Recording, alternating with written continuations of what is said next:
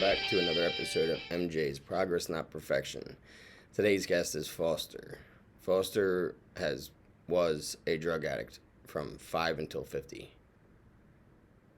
5. Not because he wanted to be, because it was forced upon him. So I will just say there's a lot of trigger warnings for child abuse, sexual assault, early drug use. If you think about it, it's in there. It's a, really extremely raw story that he wanted to tell. Um, we're going to get into it, but just know, like, when we talked, he was at, like, 13% heart function from congenital heart failure from all the years of meth. So just know some of those things going in. It's a tough one, but it's one that needs to be told. Welcome to the show, Foster. I appreciate you taking the time to sit down and talk with me. No problem. You're in recovery. How long you been in recovery for? Let's see. I don't count days, so it's been about 11 months. Okay. Yeah. 46 years of addiction. 46 years of addiction. Wow. How old are you now, if you don't mind me asking? I'm 51. 51. So you started real early. Yeah, 5 years old is when they started me. Let's get into it. Okay. 5 years old. What's going on? Stepdad and aunt were molesting me and giving me dope to keep me quiet. And I found out later, after I got into recovery, that my stepdad and them, they were also doing a satanic worship in the basement with me. After I got clean, I kind of started, rolling back to real and remembering crap. And I remembered a room and stuff, and I talked to my mom, not my mom, but my sister and them, and yeah, they were doing rituals. So, man, that's where are you at? You're in Chicago, like you said. Okay, yeah, and born and raised. Yeah, this area. I lived down south for a long time. Okay. Yeah, that's where that was at.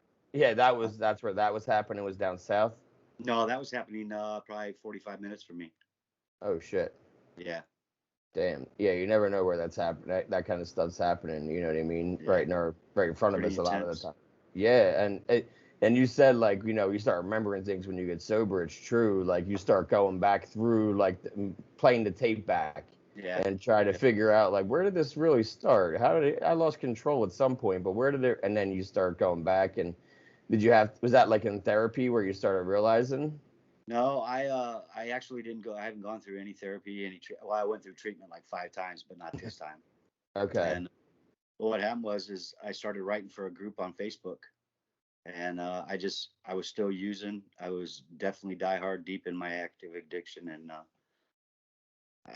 one day I just said fuck it, and I just started typing, and I started sharing everything, and it was for me. It wasn't for anybody else. I didn't do it for attaboys or sympathy. I just wanted to get it out, and I did it. I thought it was going to be safe on Facebook through that group, and so I did, and people just started responding. Well, things kind of started coming out. I didn't get clean till probably a month after I started writing, and people started responding and saying, hey, we get what you're saying, you're raw, and so they started asking me for help. Well, it's kind of hypocritical to be using, and I knew all of the lingo. Yeah, because my stepdad was an addictions counselor, and he not the same one. My mom was married 5 times. Okay. But I knew all the lingo, so I could talk all the talk in the middle of my writing, and I could BS anybody, but as a man and who I am, I couldn't sit there and keep doing it, So I got clean. That's good, because then it's almost like you got clean because you were realizing helping others was making you feel good, but it wasn't making you feel good to help others, knowing that you weren't completely helping yourself first, right? Correct. Yeah, it's hypocritical, I hate a liar and I hate a hypocrite. So yeah, and if you see yourself being one, then best thing to do is change it up. Yeah. That's I can commend you for that. So, like, 5 years old, you're getting doped up, but when do you start, like, doing it yourself because you want it? Probably about 10. 10. Yeah. It was that readily available in the house or Oh readily? yeah. My parents, my mom and my stepdad at the time were swingers, and Okay. there was dope parties. I mean, it was free. He was a biker, and I mean, I remember I'd get up in the middle of the night. I'd wake up in the middle of the night. My mom would be in bed with multiple people, and there was uh, coke all over the pinball machine, and it was just nuts. So it was Yeah. always available.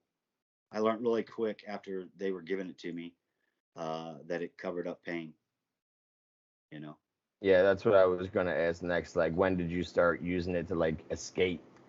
Like, Yeah. so it was pretty fast. I'm sure that you were starting to realize how much pain you were in every day.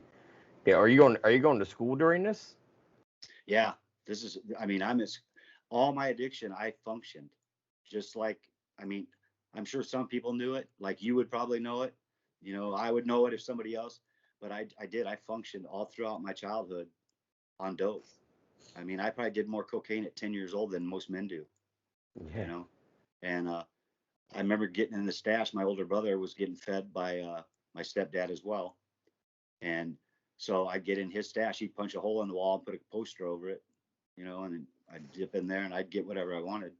So yeah, it was. I was in school. We were getting abused. It was back in the '70s. People didn't fuck with your family then. No, they You, weren't like asking questions about the home life back then. no, It's because of home life like yours that now they ask questions. right, right. You Yeah, I mean, know, I went to school tons of times with bruises and beat, and they just didn't say nothing. What happened in your home stayed in your home, and you got threatened at home. We don't talk about this shit out there. yeah, So I'm glad, like, the quote snowflakes exist now for us to be able to ask my kid, you know what I mean, and make sure the kid's good at school and make sure yeah, that we get the information and make sure that, like, he knows he could talk to anybody. We co parent and all that, and we make sure he's open, because, like, they need to be talking about this. You don't know yeah, what's going on. And, right.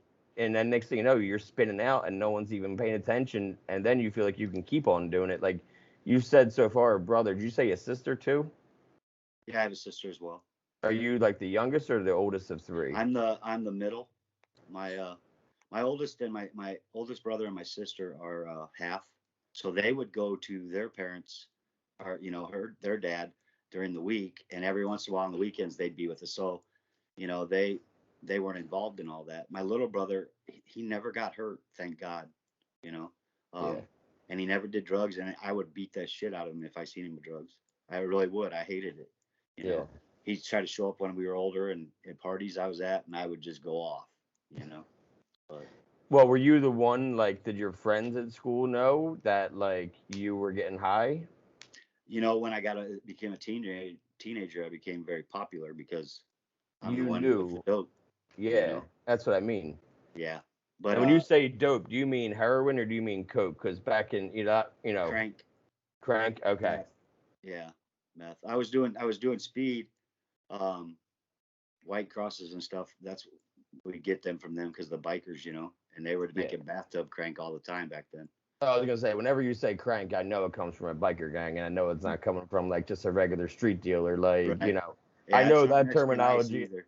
You know. Yeah, like I've done a lot of different drugs, and meth's actually not one of them. Meth and speed and heroin are the ones and crack are the ones I didn't do. I was really into pills, Yeah. but like I have a sponsee who grew up around same kind of situation as yours almost. Like he was 8 when it happened, Yeah. and growing up around the pagans and shit, where we are, and yeah, like meth was 15 to 31, You and now must be he's in the got. South Florida or in the Florida area. We're in PA, Or New bro. York. Oh no, we're in the mountains in PA, in the middle of Oh, yeah, nowhere okay. by like the Poconos and shit. Like we're in Yeah, the middle okay. of nowhere, so it's like meth. You always read about houses exploding in our area, so you know what that means when the houses Yeah. just explode out of nowhere, huh? Yeah, I just wonder. all of a sudden, boom, Yeah, I wonder what that. Wonder what you gas were leak. doing. Yeah. Yeah, gas leak.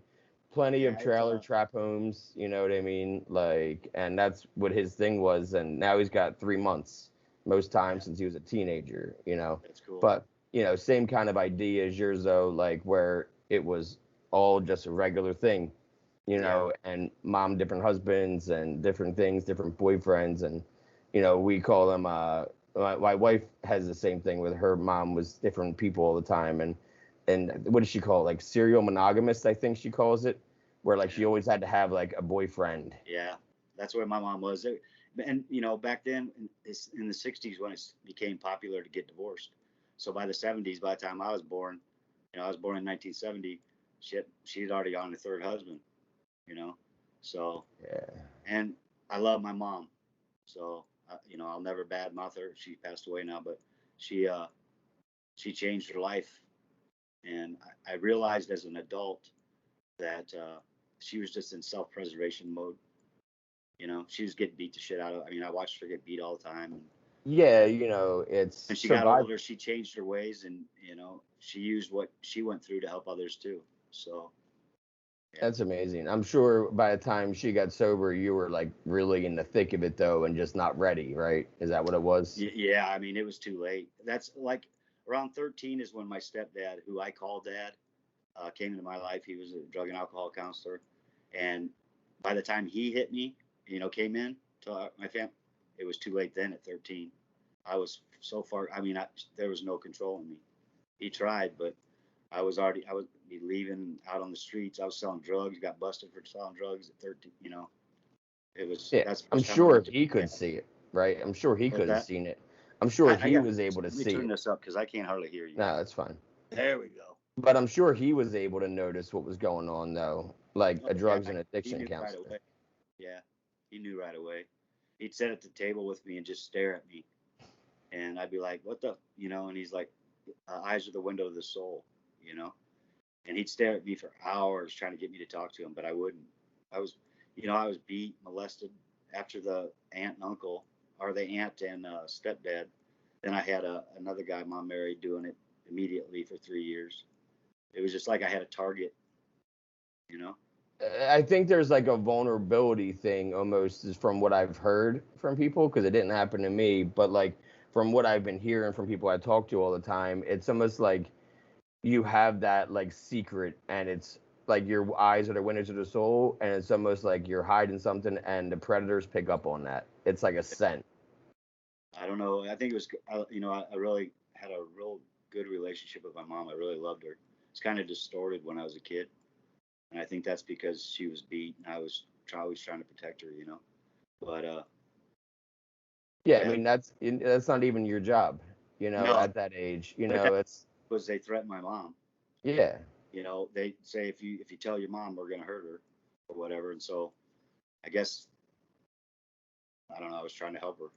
Yeah, because you don't want her to get hurt because you've seen her already get hurt, and now all you have to do is tell this secret, and she's definitely going to get hurt. Yeah, That's a lot for somebody to even deal with, even if they were in their 20s and had a full mind about them to try to figure it out, let alone barely a teenager or a right. 10-year-old. So like when you left at 13, you got arrested at 13, you said, or rehab? Popped in school for selling pills. You know, and then that principal pulled me in the office and freaking strip searched me naked, alone. That what I'm saying. So it was like, here I go again, and Yeah. it was yeah. I mean, I've never actually been in jail, never been arrested. My At 13, I met my real dad for the first time. He was a biker and one of the biggest cooks in our area, meth. And he shot me up with meth the first time, and was trying to teach me the family business. And he always told me, he said, if he said, you're going to be a criminal. He said, I'm a criminal. Your grandpa's a criminal. Everybody's a criminal in our family. He said, but be a smart one. And I never seen him spend a day in jail. I never see him go to work one time, but he always got a check from a construction company every week. And, you know, I don't know. Yeah. It's actually, I think it's because mom's prayers and my grandma's prayers. It's not because I was smart. Definitely wasn't a smart criminal, but always Yeah. was. Yeah, I mean, you were smart enough to, have like your head on your shoulders while you were doing things. Probably it sounds like you would everything you did, you thought out. And I had other people doing the footwork. Oh, okay, I see. You know what I Well, mean? because yeah, I mean, if you're 13 and you're already bringing, drugs into school, then you're going to be king shit to anybody your age, and they're going to be like, "What do you need, Foster? I can do it for you. I just want to be part of your circle." all of Yeah, a sudden you're accepted by people, right? yeah. Every click in school. Yeah, yeah. And what were the pills back in the 70s that people would be buying in school back then? I Because was selling today it's Christmas trees, little speed. They're green cap greenies. with white and green beads in them. I don't know. Yeah, they're speed. Christmas. Okay, yeah. I've heard of like the expression greenies as speed before. So it's Yeah. probably what the same kind of thing is where it was on a TV show, nothing that was like real life. It was just like, a bullshit Yes. TV show. It was actually a show Psych. It was the Uh, so and yeah, like the baseball team, they found greenies for one of the players, like they called them greenies and it was speed. yeah. So that's the only time I really heard that. Like I heard of Red Devils. Yeah. We just call them Christmas trees. Okay. They were speed, and I was getting them from a stepdad, and I was, selling them by the handful. So That's yeah, because now you're walking into school. Did you go back to school after that? yeah, I went back to school till I left school. Well, I got kicked out of school when I was 16, and that Well, was 13 you went to rehab, right? yeah. 13, I went to rehab, and then I started doing outpatient rehab, and I was getting a tutor, and so I wasn't back in school for that year. And then I went back again at, I don't know, 14, 15, something like that, and I was kicked out the next year. So. Selling drugs again or fighting? It was that, and you go to school. Well, they took attendance the first period of every day, and after that, they didn't take attendance.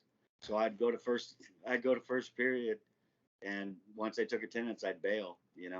And I did that like, I don't know, 3/4 of the year until they popped me, and they popped me because they found me with dope in my locker, and then they realized, hey, he hasn't been to school all this time, and yeah, then I was gone.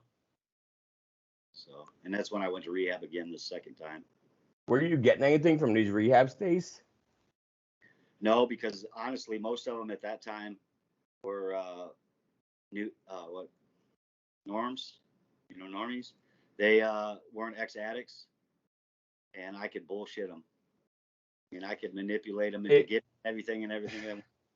because the rehabs back like in the 80s, they were still like a newer thing, and so it was ran by people with We wanted to help. doctorates. Yeah, Yeah, people with degrees, and now they're being ran by people with degrees that are also in recovery, right. where they're gonna smell that bullshit when you walk in, you Yeah, know. yeah. That was like my third time when I found those people. You know. Did it make a big difference when you did find those people when they're like, oh shit, they're seeing right through me? Well, I know it made a difference while I was in there because I couldn't BS them, but it didn't ever make a difference until I had to want to quit. Yeah, and that's what I was telling And Tony before. I'm dying, so from my drug use, so that helped with it. You know what I mean? Did you say you're dying? Yeah, I've got congestive heart failure at the last stage. I just right before I started this, I had to do a breathing treatment so I could talk this whole time. Um, I may seem a little jittery. That's what it's from. But Damn, I'm sorry. Is it, that from the meth? yeah, it's from shooting up for 36 years.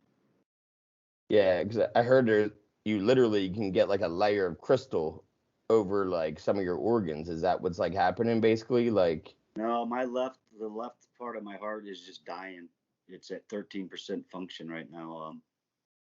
And I was using dirty needles. Never shared with anybody, but I was using my own needles over and over, and it yeah. gave me sepsis.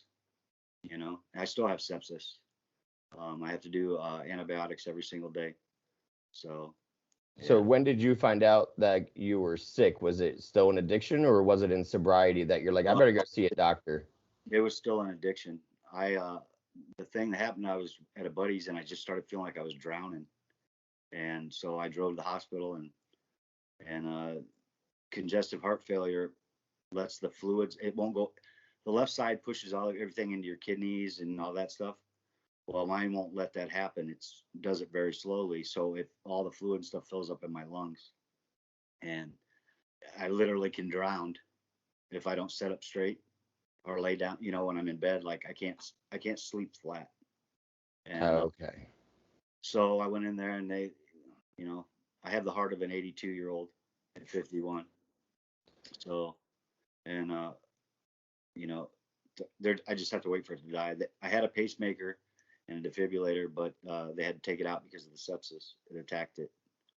And I have to ask, did you just say like, oh fuck it, I'm just gonna keep using until I die, and then eventually change your mind?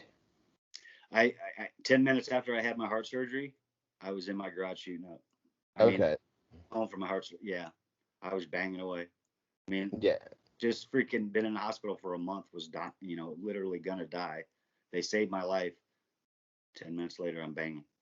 Were you in like you had to have been in some crazy psychosis for a month in like a hospital bed without getting high? Oh yeah, I went what's it called, against medical advice multiple Yeah. times.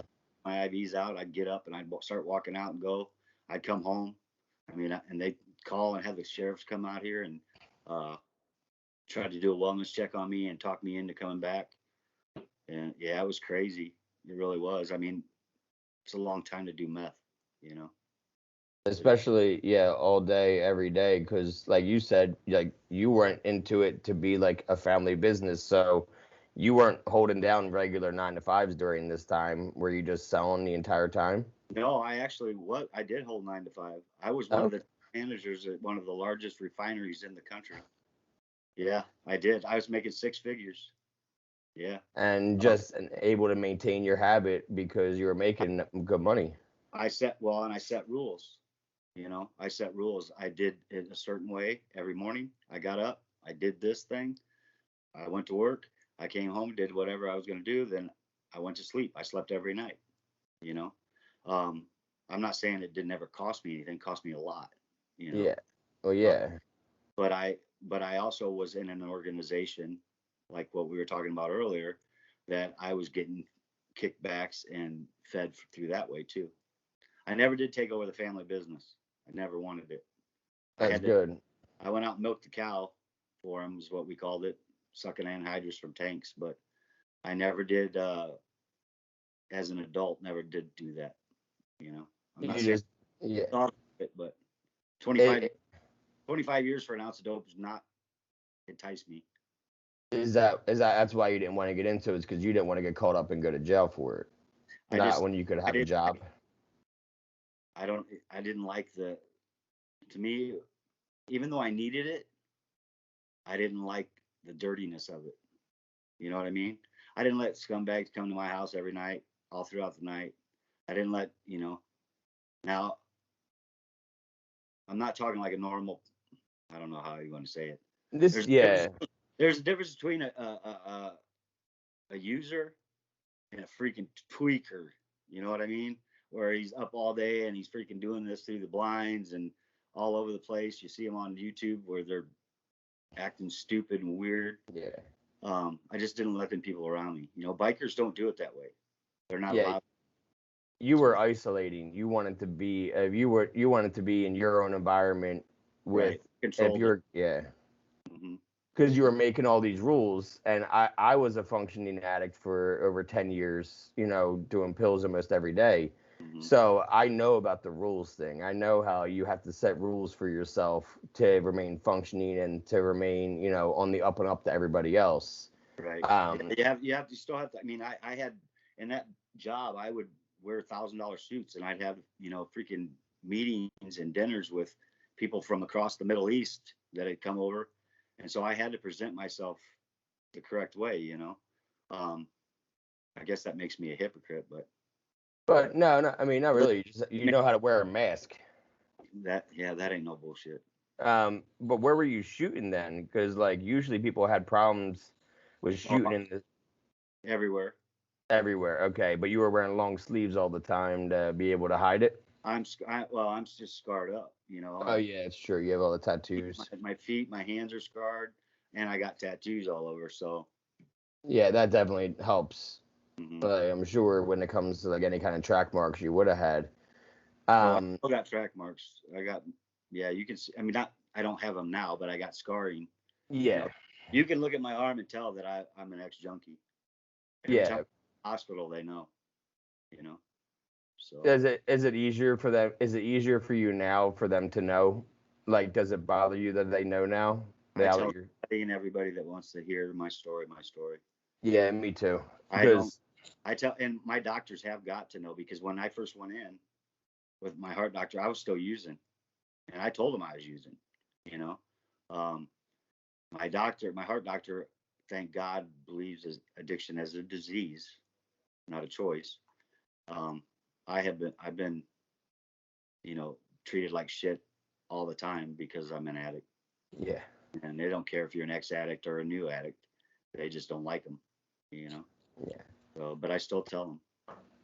So, Yeah, I mean, so because you were just being honest, at least, about what you were doing, and I'm sure he wasn't even used to that because, like you said, there is a difference between like a functioning addict and a tweaker when it comes to, speed and meth. Because I've seen the difference firsthand, where that person's the most paranoid person in the world, and you're just trying to maintain a day to day while using it what you call as a medicine. right. Well, Yeah. and for me, it was a part of life. It was just something I had done ever since I was 13, and I'd been doing drugs before that.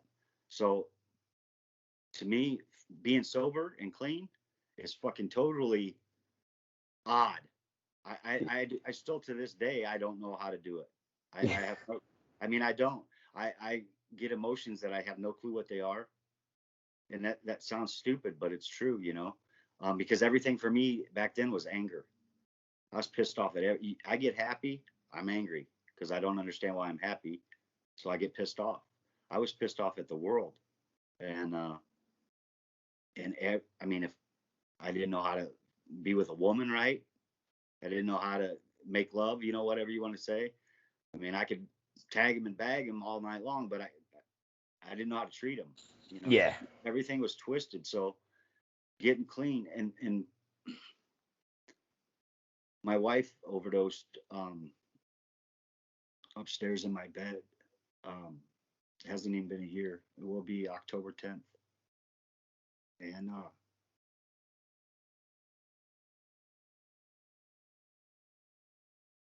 I didn't know how to treat my wife. It was. I'm sorry, I didn't mean to get like emotional, but No, I want you to. I need you to like actually feel. It's okay to feel all the feelings. That's the cool thing now. Before it was like, trying to stuff down and trying to escape. You know what I mean? And like when really being a human is you're supposed to feel all these things. We were just escaping them because that's all we knew for a long time. I started drinking at 11. So when the first person I knew died at 12, I escaped. I was like, oh, I'll get drunk about it. It'll make me feel better. So like anytime I had emotions through puberty, adolescence, teenage years, 20s, all my 20s, I was getting higher, getting drunk about it. I was engaged, my fiance, a childhood best friend, she took her life. She was bipolar, schizophrenic, and an alcoholic. And I spiraled. I didn't know how to handle it. And now I do. Now I know to sit in the feelings, to sit in the pain. It will pass. And it's, almost like your brain is a muscle. People just don't think of it as a muscle because you don't see it like you do your biceps. But like, and talking about this shit is like going to the gym, man. And it makes me feel better about it. It makes me accept it easier. And it makes it easier for me to live knowing that I can't change what's happened. I can live with it. And every time it comes up, I get through it easier because I'm building that tolerance, that strength to get through those pains that do come and go whenever I think of her or talk about her. So like, yeah, that's a good thing that, feeling that feeling is a good thing that we were trying to escape for so long, those feelings, because we didn't know how to process them. yeah, we had I had been clean 8 days when she passed. I didn't even know she had a drug problem. And I didn't know she relapsed, um, because I was so caught up in my own shit. You know what I mean? But yeah, 8 days clean, and I didn't relapse. I don't remember. I remember going up. I heard a thud. I remember going upstairs an hour later after I thought it was my dog jumping down. You know, Yeah. and I went up there and she just blew. She'd do fentanyl, and so I did the thing that every drug addict would do and cleaned up the dope before I called the cops. But I don't know if I could have saved her, but I lost her. We were talking about my heart. In '07, my little brother was killed in the war, and my blood brother, he he was like my heart. We were together every day. We owned a business together. And I think that's when my heart actually started dying, when I lost him. And then my stepdad, who was like my sponsor and mentor, even though I was using, I respected him because he'd been 38 years clean, and he was good to my mom, and he was good to us. And then I lost him, and then lost Ange um, upstairs. And then a month later, I lost my mom to COVID. So Where do you think you got, like, that's a lot to go through early in sobriety, obviously, especially when you're not really like going to meetings because COVID's running rampant. So it's not like you could even go to meetings even if you wanted to. yeah, So, I mean, was the writing your escape to like get that all out when they both passed like back to back? I think so. I'd already been writing. Had already been writing for like a month. You know, and I'd Yeah. share a lot of shit, and people were responding. And when she overdosed, I held on to that one. I didn't say nothing. I'll be honest with you. I went blank for like, I don't know, a couple weeks or whatever online. People were wondering where I was, but um, and I didn't speak about her at all because I couldn't. Um, without What could you have said, at Well, that point? take my own life during it. I still don't go up in my room. My sister cleaned out the stuff that I have up there, and I live alone. I live out in the country, um, and I don't let anybody in that room. I can't go in there. Um, That makes sense. yeah, her parents hate me. Yep. My ex's parents hate me. I was not even at her funeral, you Yeah, know. well, I there's so many things. I sound like I'm full of shit, even when I listen to my own self talk about my I life. don't think you sound like you're full of No, shit. I'm Nobody could make up the things you're saying. but I also, during this whole time, I became a minister, and now, and I would share my story all over the country.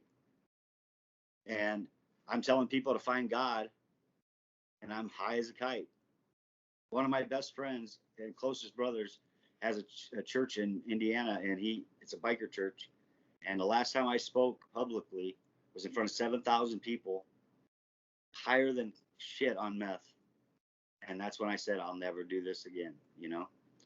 So there's just so many things that I think addicts. I'm going to get off kilter here a little bit, but Go you'll for it. passion here in a second. Yeah. I think addicts are special fucking people.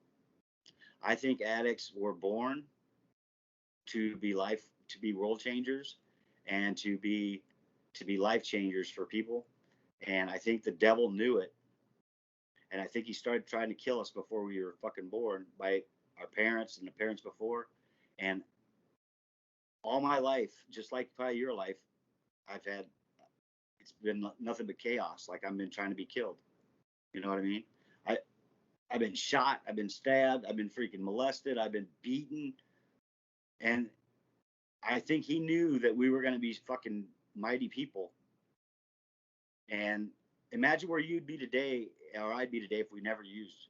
We'd probably be like fucking I, diplomats, presidents, Einstein. You know what I mean?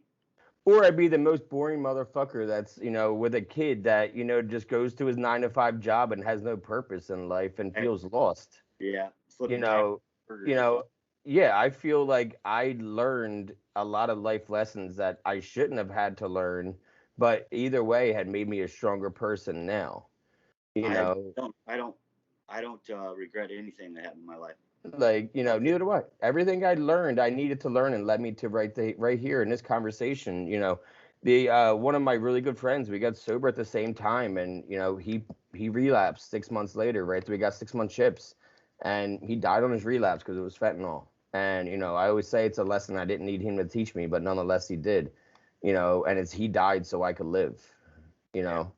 And Yeah. it's just the truth of life at this point because he was literally the most intelligent person I've ever met. He could speak to any topic intelligently and actually know what the fuck he's talking about. Right. That doesn't happen often. And he didn't get A's in school because he was intelligent, not smart. There's a huge difference. Big difference. And addicts were intelligent. My grandmom used to always say, even when I was in addiction, like, you're too smart for your own good. You can't get the fuck out of your, she didn't say fuck, but you can't get out of your own way. I always heard the fuck part because I knew Right. that she Right. wanted to say it because she'd be always mad at me for it. But she's like, you can't get out of your own way. You're too smart for your own good. And I never really knew what that meant until I started talking to other people in recovery to realize, like, oh, we all are like just highly intelligent, but we all just couldn't get out of our own way. Right. It's We could true. help others, like you said. We I could can help help. you, buddy. I can help you all day with your problems, but I sure can't fix mine. I had a guy on a Wednesday, Kelly. He's a biker. You would actually like the interview because like he was growing up going to bikers and all that shit and the punk rock and all that in the '80s, and he was part of a biker gang that was actually would go down to San Diego and help people get into rehabs. Meanwhile, he was high as shit, Yeah. while bringing the people in. And the entire time, the president of their gang, who was in recovery, kept saying, like, when are you going to stop fooling yourself? When are you going to be honest with yourself, Kelly? When are you going to get your head out of your ass? Like, and he was like, had no idea. He thought he was pulling a wool over everyone's eyes. But everyone knew that he was still high. Everybody. And yeah, we think we're fooling everybody, but really we're fooling. Yeah. So, did your mom get to at least see you sober before she passed? No. Talk to you sober?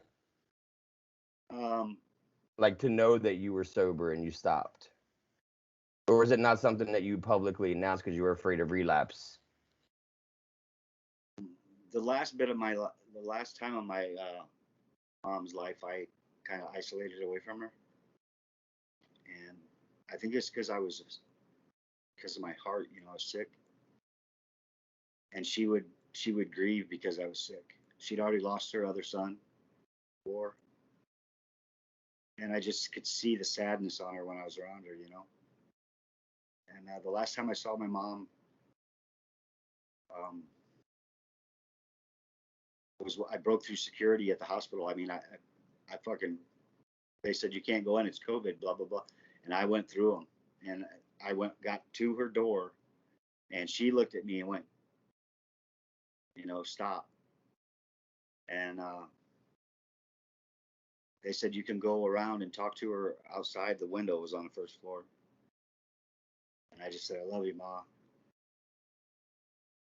and she had a stroke next day or something like that. It took out everything, and she lasted 6 minutes after we took her off the ventilator. So mom didn't get to know that I was sober. But she Um, knows now, depending on whatever you believe in. I'm a spiritual I person. I'm not a religious person. Me neither, but I'm a Uh, person. you're what? I'm a godly person, not a religious person. Yeah, I mean, I always say, and I say it all the time that spirituality is for people who've been to hell, religion's for people who fear hell. I Yeah, don't fear hell. We've been there, man. yeah, We've been there and back. So I believe in something that's greater than us, you yeah. I do. know. And I've talked to somebody who's had like a crazy near death experience, like to the point where they pronounced him dead, and he woke up in the morgue as they were about to put him into the thing. Yeah, and like he said, he remembers all of a sudden he was 5 years old again, and in his mom's room, who had passed away also, and he was like 36 at the time, and he was talking to her when she was that age when he was 5. That's how he saw her, and she kept saying, "What are you doing? You have a bigger purpose than this. You have to go back. You're not ready yet. You have a lot of people you need to help." And he came to in the morgue. Yeah, well, You that's know that was that's that yeah, yeah, and at least the important thing is for you that know that you could get through that without having to get high because it wasn't going to fix anything, obviously, like no. I shooting would have up. I would have died if I would have did it, and I would have did it because I used to inject intentionally to do too much because I hated life so much, and I'd hear that voice in my head saying that's too much, and I'd say fuck you, I don't care, and And I never OD'd that I know of. You know what I mean? I had a lot of heart attacks as younger. I mean, 20 something. But um, So yeah, you were already having heart attacks in your 20s from you oh using? yeah, oh yeah. 28, I had my first heart attack. It was pretty massive. Yeah, yeah. And that's when the vegetation started growing on my heart, and That makes sense then. And then I just didn't care. You know, I call God my higher power. So um, God has saved me so many times. You know what I mean? And I shit on him every time. I did. And I know he's got grace and he forgives me and he still loves me, but I did every time he would save me, I shit on him.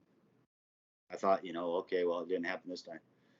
So that's one of the reasons when I quit, it was because I didn't think I had any more chances, any more times. Not afraid of hell, but afraid of, you know, all right, not getting that last one that you can apologize for and make up for. And yeah, right, that and just be sitting there. And I've always had a fear of dying on the fucking toilet. dude, me too. Always. I That didn't. was I never want them to catch me with a fucking needle in my arm sitting in the toilet. See, for me, it was I was on opiates, and opiates make your shit bound, and literally that's how Elvis died because he What was I trying always to, think of, yeah, man, because he was addicted to opiates, yeah, and so his shits were the size of softballs. Let's be honest, that's what it was like when addiction.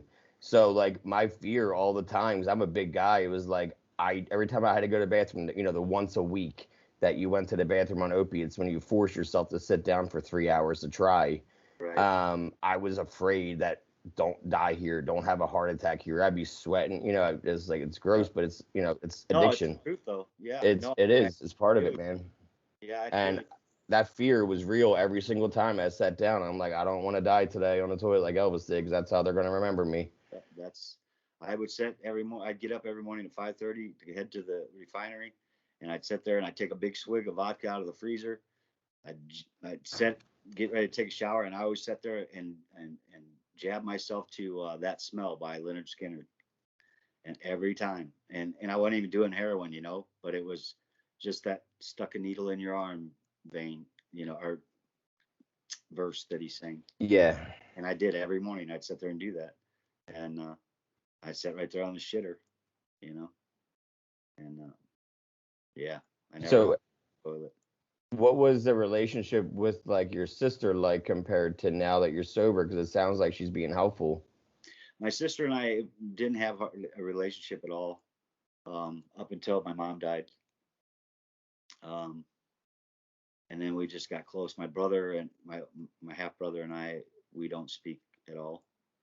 He blames me for my brother's death in the war.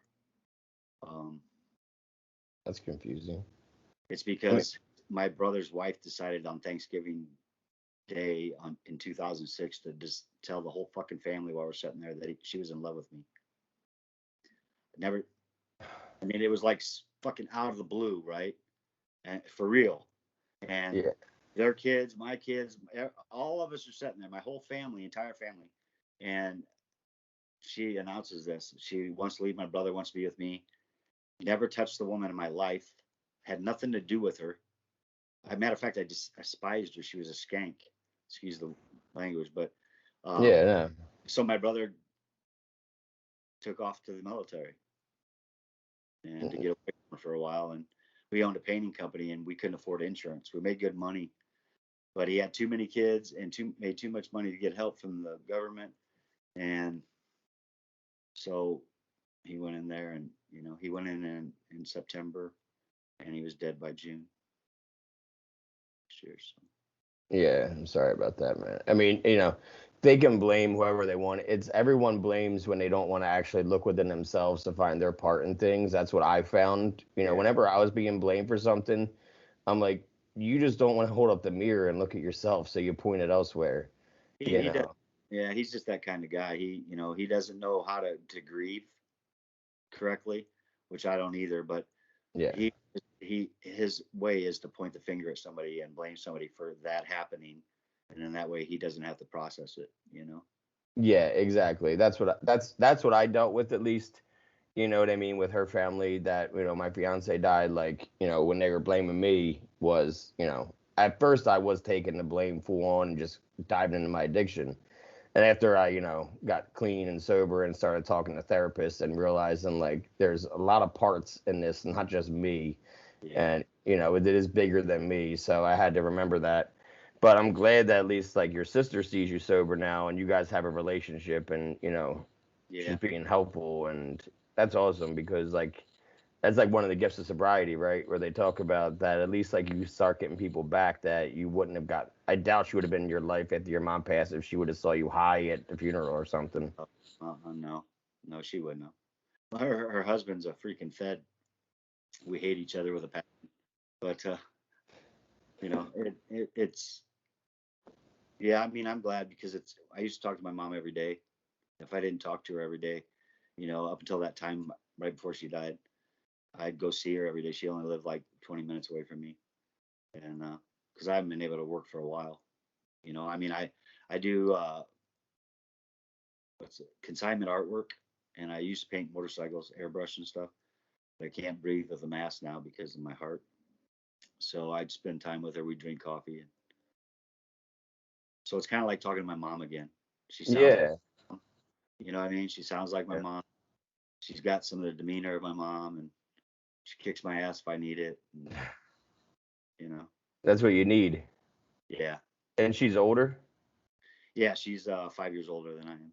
This is even better. This way, it can be like somebody that you're looking up to, that, and that's not somebody that's a bad influence, not somebody that wants you to do drugs or sell drugs, No. and just wants you in their life now, but being sober. I've cut everybody out of my life that uses um, personally, like, for instance, now I still know a lot of people that I come in contact with, that use, but I'm not on a day-to-day basis speaking with them. Um, Have you and been, like, laying low because of your heart and COVID and what happened to your mom and COVID? Has that, like, caused you to lay more low? no, COVID, I don't give a shit about COVID. There's whole conspiracy, blah blah blah. With that, I didn't believe it was real until mom got it. Yeah. And I had another friend pass away from it last week, but I don't, I don't care. I don't watch out myself for myself because of that. I mean, I still go places that I didn't go before. Uh, Hmm. Do you because go to meetings? I do 5 Zoom meetings a day. Oh, I go to shit. We have shit person meetings here. Just Yeah. but yeah, my last Zoom meeting is at 2 a.m. my time. It's a UK meeting that I go to.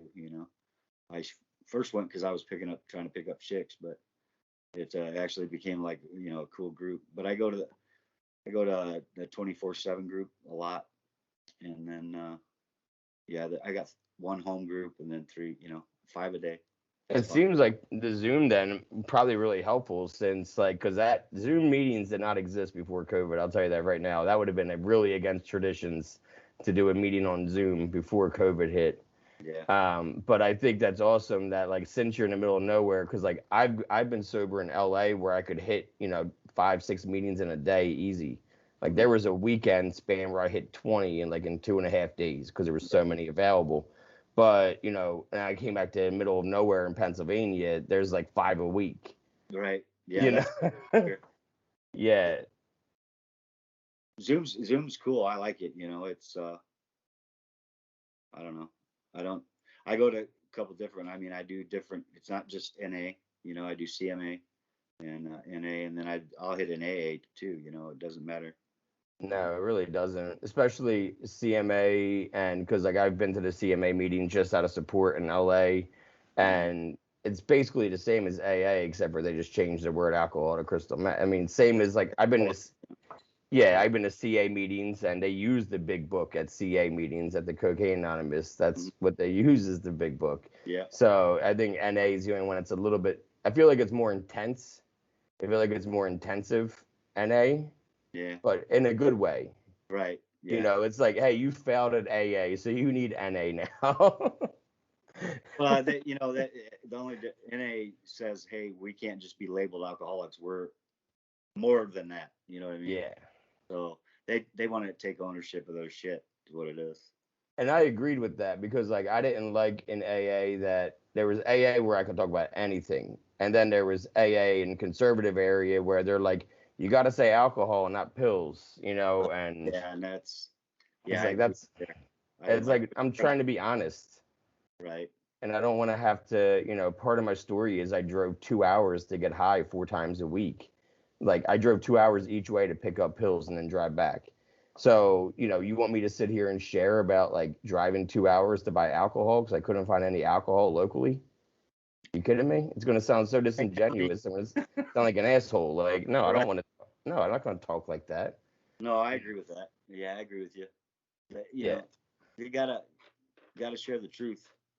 You know. And for me, I do. I have to be honest. Because I was so manipulative. In my addiction, and when you're functioning, you're hiding it from yourself. You're hiding it from everybody else. You're trying to even mask things to yourself to justify. People Yeah. call it justification, but you can call it masking. You can call it whatever. But you're telling yourself all these things and make yourself feel better about what you're doing on a day-to-day basis and giving yourself excuses.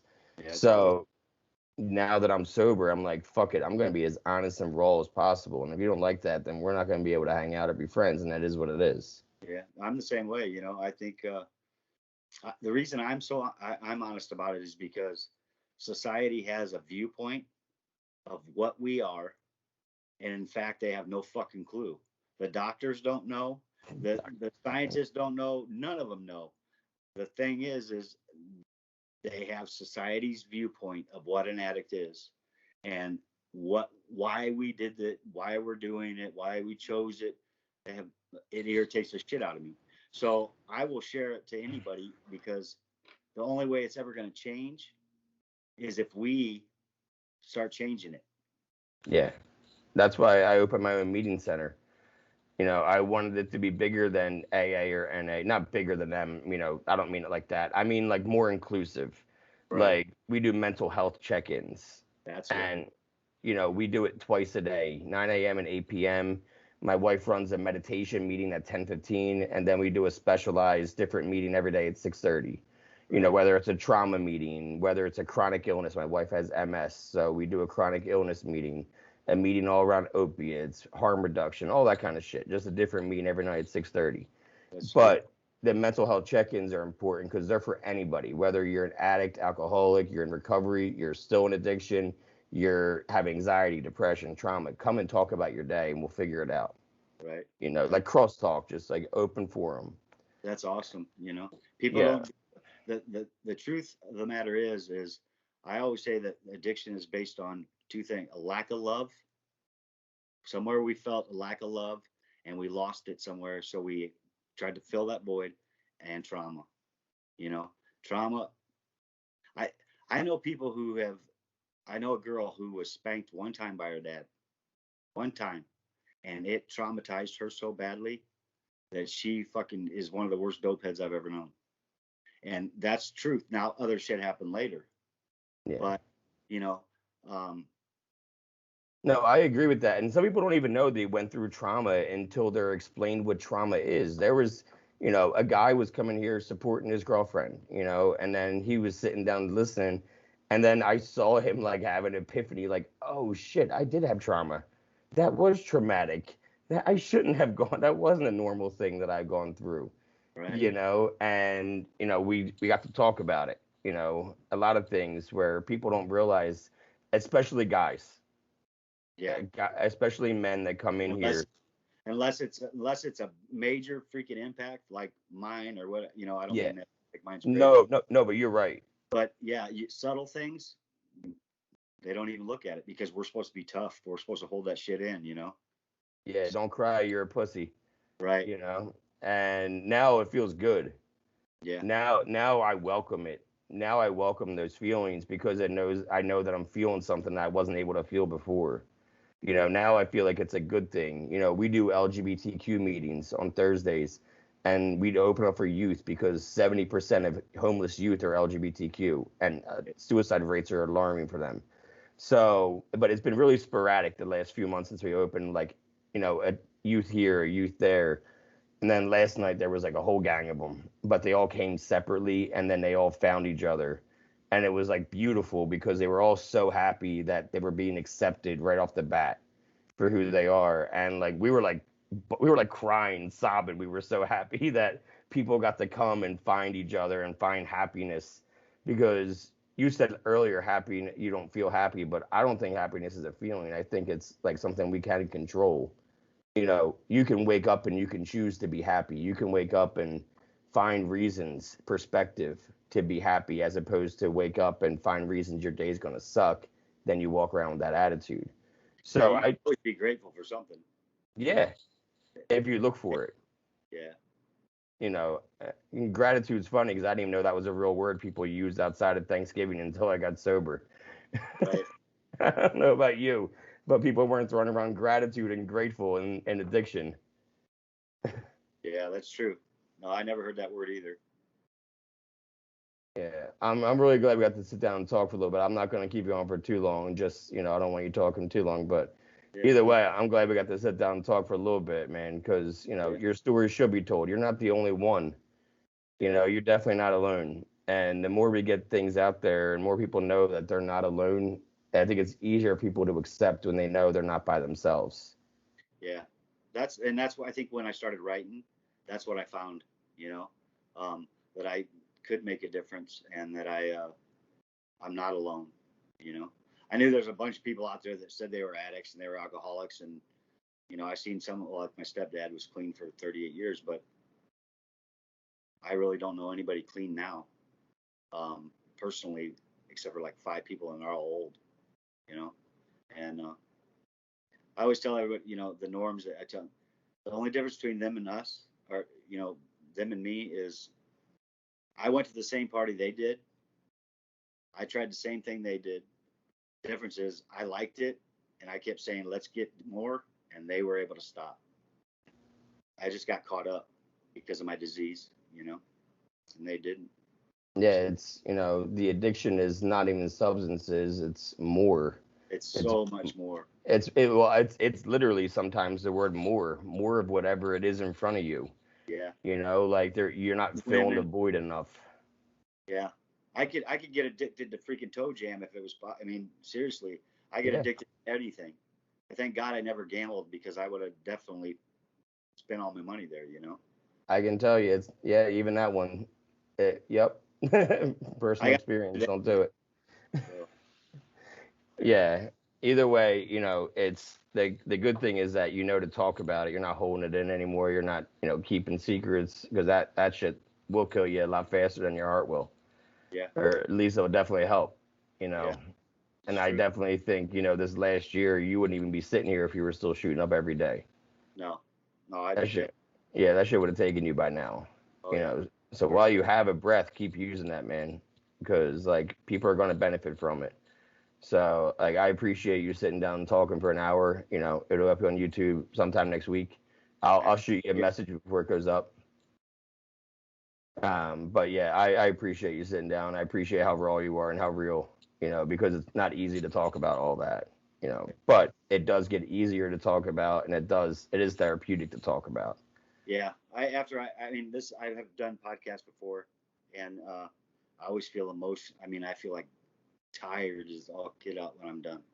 You know. Yeah. So, but I appreciate you letting me be on a guest. No, I appreciate it, man. And like everyone, should hear the story. So it's important. And it's important to me to put these stories out there. I That's agree. why that's why I'm doing one every day this month to celebrate Recovery Month, man. Like Amen. it's 10th day and 10 already out, 20 to go, and you're gonna be one of them. Cool. I appreciate it. So yeah, I recorded mine earlier. Mine will be out on the 29th. On my birthday, I'm gonna release mine. Oh, that's cool. So yeah, but I have a bunch of good ones coming up, and you know, I just love hearing all these different stories because this is how I stay sober. Right. I talk to a lot of people that come in here, but I talk to a couple addicts and alcoholics, but it's mostly mental health that I'm talking to. Mhm. And talking to other addicts is really my bread and butter of me understanding somebody and somebody understanding me. I feel like I scare people sometimes in the mental Yeah. health meetings. Right. You know, I'm talking about some shit I used to do. Yeah. They're like, what? You know, it's like, imagine some normies at an AA meeting. They're like, you know, breaking their neck. Like, is he serious? You're right. You Really? know, but, you know, Yeah. because I like to be raw because I want to be honest. That's The only important to way me. people are gonna get that's the only way people are gonna really know. You know. Yeah. And feel it.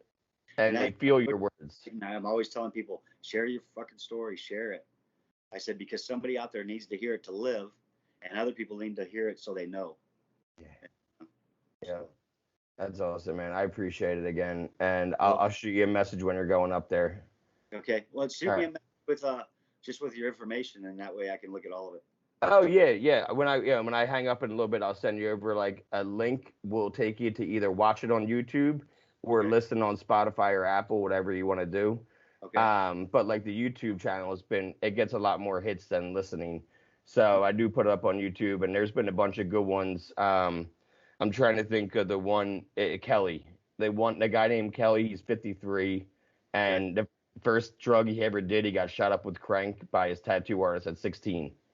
That You sounds like know, yeah, I'm pretty sure you're going. He ran away from home at 16. He was all into punk rock and being in punk and shit, you know, and then just got into drugs at an early age. So, and gangs and bikers. So I'm pretty sure you'll like the Kelly interview from a couple of days ago. He just got yeah. clean like last year himself too in Vegas. All right. So yeah, that's. I'll even just send you over that link too. This way you can find it easier. That's the one that I think you'll get the most like Okay. from for relating to somebody. Yeah, for sure. Okay. But all right, buddy. I'll send you that information. Have a good day, Thanks man. again. All You right, too. see you. Bye Bye. bye.